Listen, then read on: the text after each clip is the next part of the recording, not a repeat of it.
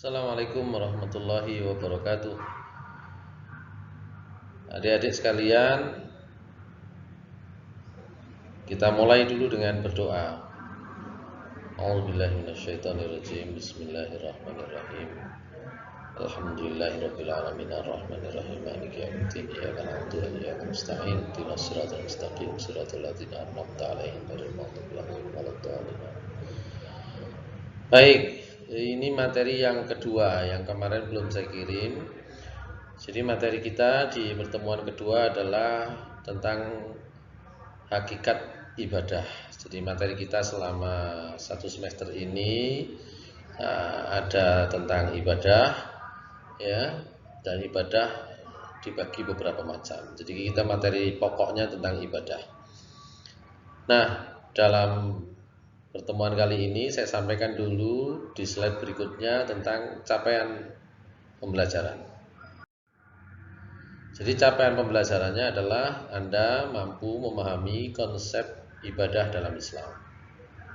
Jadi bangunan konsepnya dulu, ibadah itu yang seperti apa begitu. Nah, kita lanjut. Nah, terkait dengan ini Allah Subhanahu wa taala berfirman, ini ayat yang nanti kalau di akhir semester saya minta Anda untuk setor hafalan, ini salah satunya. A'udzubillahi minasyaitonirrajim. Bismillahirrahmanirrahim. Ya ayyuhan nasu a'budu rabbakumul ladzi khalaqakum wal ladzina min qablikum la'allakum tattaqun. Wahai manusia, beribadahlah kalian kepada Tuhan kalian yang sudah menciptakan kalian dan orang-orang sebelum kalian agar kalian bertakwa. Jadi ini adalah landasan, ya, secara hukum agama yang menegaskan bahwa setiap kita memiliki kewajiban untuk beribadah kepada Allah Subhanahu wa taala. Ayat lain yang sudah tersampaikan di semester yang lalu, surat Az-Zariyat ayat 56, tidak perlu saya ulang di sini. Maksudnya tidak perlu saya tulis, tapi secara singkat saya bacakan saja. A'udzubillahi minasyaitonirrajim. Wa ma khalaqatul jinna wal insa illa liya'budun. Tidak saya ciptakan jin dan manusia, kata Allah, kecuali hanya untuk beribadah kepadaku. Nah, kita lanjut. Ada beberapa sub pembahasan dalam materi kali ini. Yang pertama tentang konsep ibadah. Apa itu ibadah? Yang kedua adalah tentang klasifikasi ibadah. Ada berapa macam ibadah? Yang ketiga tentang fungsi ibadah, 4 hikmah ibadah. Yang kelima itu tentang makna, mohon maaf itu salah itu, makna sosial ibadah, gitu ya. Itu pokok pembahasannya. Nah, yang pertama pengertian dulu. Pengertian atau konsep tentang ibadah, definisi ini menjadi penting karena dia yang akan menentukan bagaimana kita mempersepsikan dan menjalankan ibadah itu. Di dalam himpunan putusan tarjih Muhammadiyah, kata abada ya'budu itu artinya sebenarnya tunduk. Ya. Dalam bahasa Arab, abada ya'budu itu maknanya al-khudu, tunduk. Ya. Tapi secara istilah oleh Muhammadiyah dimaknai ibadah itu adalah upaya, pekerjaan, amalan yang merupakan bentuk taqarrub, mendekatkan diri kepada Allah Subhanahu wa taala dengan jalan apa? Dengan cara apa? Dengan cara menaati, mengikuti semua perintah-perintah Allah, menjauhi, menghindari semua larangan-larangannya, serta mengamalkan apa saja yang diizinkan oleh Allah Subhanahu wa taala. Dari sana nanti muncul syarat utama ibadah itu. Syarat utama ibadah rupanya tidak di slide ini, mohon maaf. Syarat utama ibadah nanti kita bahas Nah, klasifikasi ibadah itu ada dua. Ada yang ibadah mahdhah, ada ghairu mahdhah.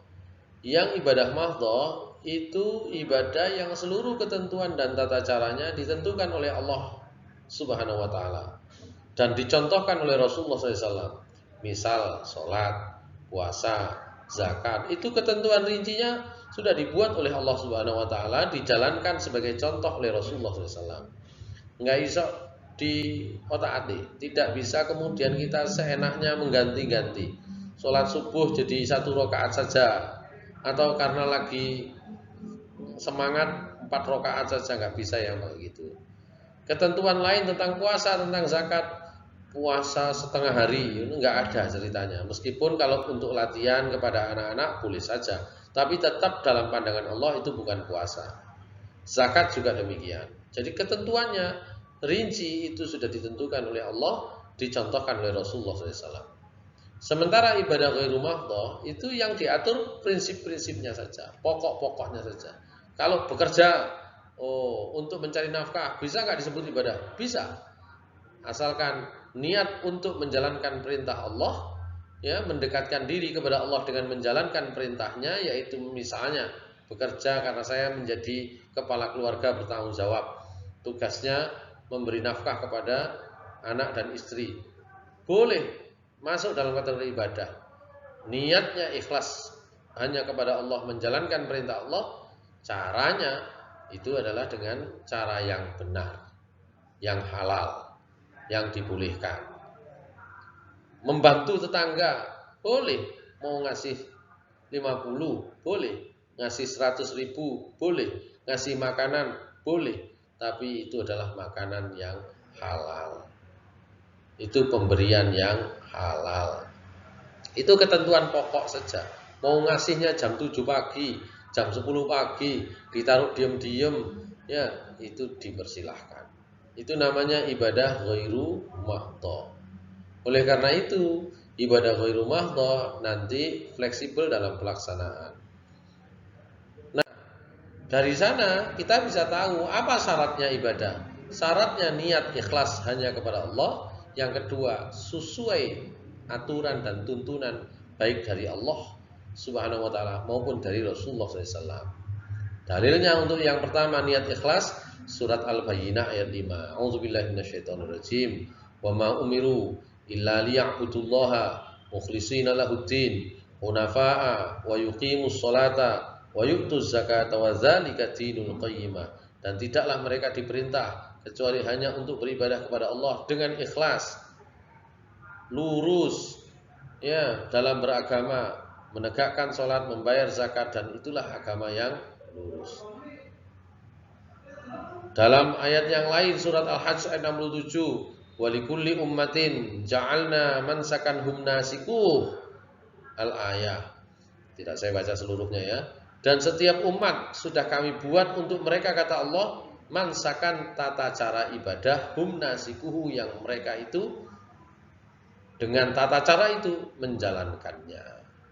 Jadi syaratnya itu nggak bisa ibadah itu kok semau gue, caranya semau gue, atau caranya sesuai tapi niatnya kepingin dilihat orang, niatnya kepingin pujian orang, udah tidak dianggap, tidak bernilai, dan tidak mendapatkan status ibadah.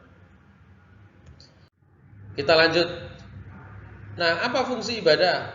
Nanti dicari ya ayatnya ya. Allah Subhanahu wa taala berfirman, "Wa aqimis sholata lidzikri."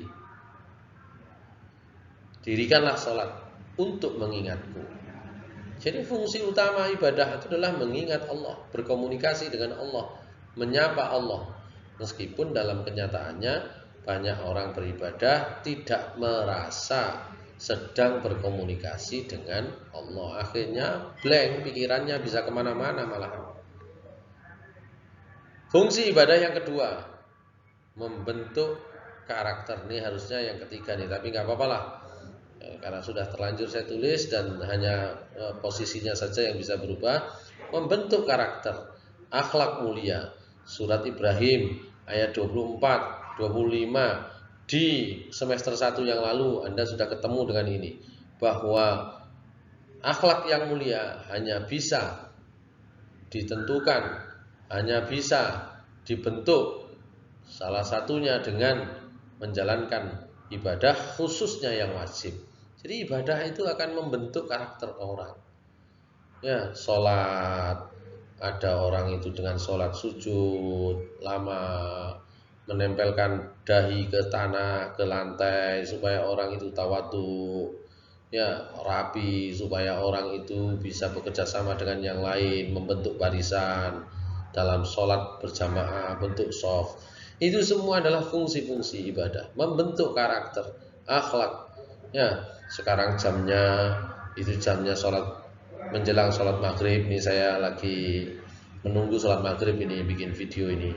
Ya, sebentar lagi sholat isya, nanti ada jadwal sholat berikutnya. Orang disiplin, membentuk karakter disiplin, membentuk karakter mulia, akhlak yang mulia. Dan yang ketiga, membentengi diri dari maksiat. Ya, Allah Subhanahu wa taala berfirman bahwa salat itu diperintahkan oleh Allah, ya, supaya tanha anil fahsya'i wal munkar, mencegah orang dari berbuat keji, berbuat mungkar. Orang tua kan malu. Ayo, aku ki salat tapi ngene. Aku ki salat tapi nglakoni dosa, menjalankan perbuatan dosa. Pasti nanti akan terbentengi dengan itu, termasuk puasa. Makanya kalau ada orang yang meninggalkan sholat, meninggalkan puasa, sebenarnya dia sedang menghilangkan perisainya, bentengnya. Ya, jadi orang melakukan dosa itu semakin lengkap ketika diawali dengan tidak sholat. Tapi kalau orang sholat melakukan dosa pasti merasa bersalah. Itulah namanya ibadah itu membentengi diri manusia dari maksiat. Mohon maaf. Pembahasan yang keempat, hikmah ibadah. Hikmah ibadah itu ada banyak. Nah, sekarang yang sedang banyak diteliti itu hikmahnya secara ilmiah. Bagaimana sholat bagi kesehatan? Ada namanya Profesor Soleh, ya, meneliti tentang efek orang sholat malam untuk kesehatan. Nah, bikinlah beliau itu sekarang namanya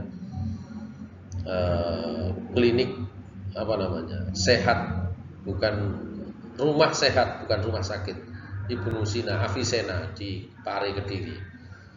Hanya meneliti tentang bagaimana sholat yang baik itu bisa memberikan dampak bukan hanya kesehatan, penyembuhan atas penyakit. Puasa bagi kesehatan banyak yang meneliti. Zakat, infak, sedekah untuk membantu rekayasa sosial itu juga banyak. Ya. Nah, ini perlu pendalaman-pendalaman. Yang terakhir, makna sosial dari ibadah. Jadi ibadah kalau lihat sholat sholat berjamaah itu membangun kohesi sosial, membangun kesatuan sosial, kerjasama sosial, semua rapat, semua lurus, semua satu komando, dan itu dimulai dari sholat. Ibadah yang lain misalnya membangun solidaritas sosial, infak, zakat, udah nggak terhitung orang bisa terselamatkan dengan infak dan zakat. Dan yang terakhir, kontrol sosial. Ibadah apapun itu punya dimensi kontrol sosial. Ya, kita beribadah itu misalnya sholat berjamaah, ada imam, ada makmum, imamnya salah, wah diingatkan.